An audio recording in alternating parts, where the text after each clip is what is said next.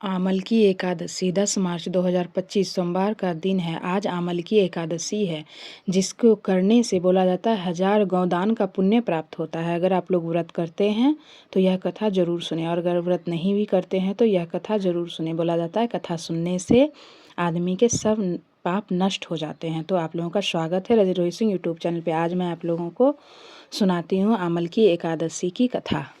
मानधाता बोले, हे वशिष्ठ जी, आप मुझसे कोई ऐसी कथा कहिए जिससे कि हमारे सभी पाप नष्ट हो जाए और हमारा कल्याण हो। महर्षि वशिष्ठ जी ने उत्तर दिया, हे राजन, वैसे तो सभी व्रत उत्तम है, लेकिन सभी व्रतों में उत्तम है फाल्गुन मास की आने वाली शुक्ल पक्ष की आमलकी एकादशी, जिससे कि मनुष्य के सारे पाप नष्ट हो जाते हैं। यह व्रत करने से जो मनुष्य इस व्रत का पालन करता है उसे 1000 गौ दान करने का पुण्य प्राप्त होता है।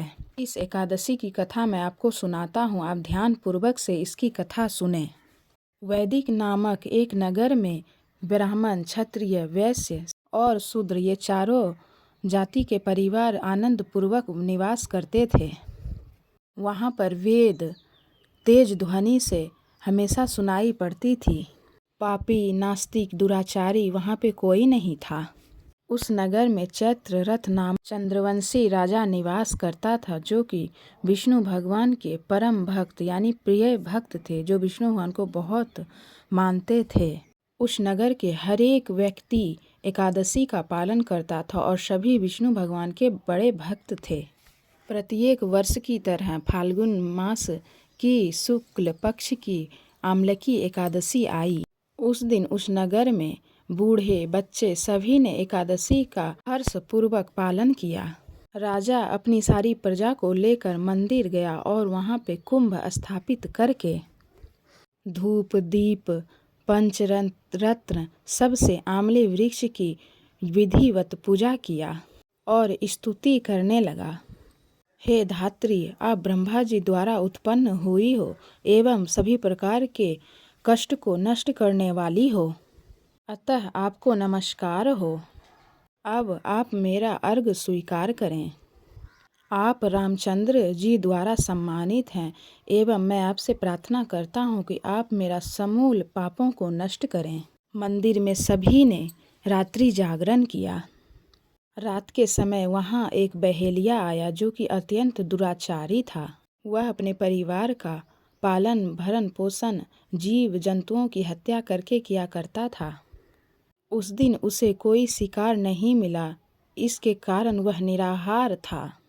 भूख प्यास से व्याकुल वह बहेलिया मंदिर के एक कोने में बैठ गया। विष्णु भगवान एवं एकादशी का महात्म वर्णन सुनने लगा।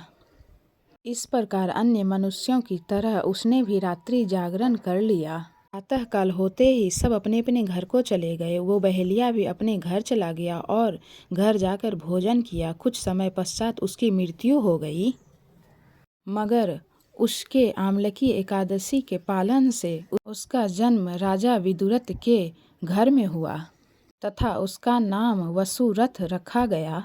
युवा होने के पश्चात वह चतुरंगिनी सेना और धन्य धान्य से युक्त होकर 10,000 ग्रामों का पालन करने लगा। वह तेज में सूर्य के समान, कांति में चंद्रमा के समान, वीरता में भगवान विष्णु के समान था। वह प्रजा का समान भाव से पालन करता था और दान देना उसका नित्य क्रम था। एक दिन राजा शिकार खेलने के लिए गया। देव योग के कारण वह अपना रास्ता भूल गया, भटक गया। रास्ते का ज्ञान नहीं होने के कारण वन में वह एक वृक्ष के नीचे सो गया।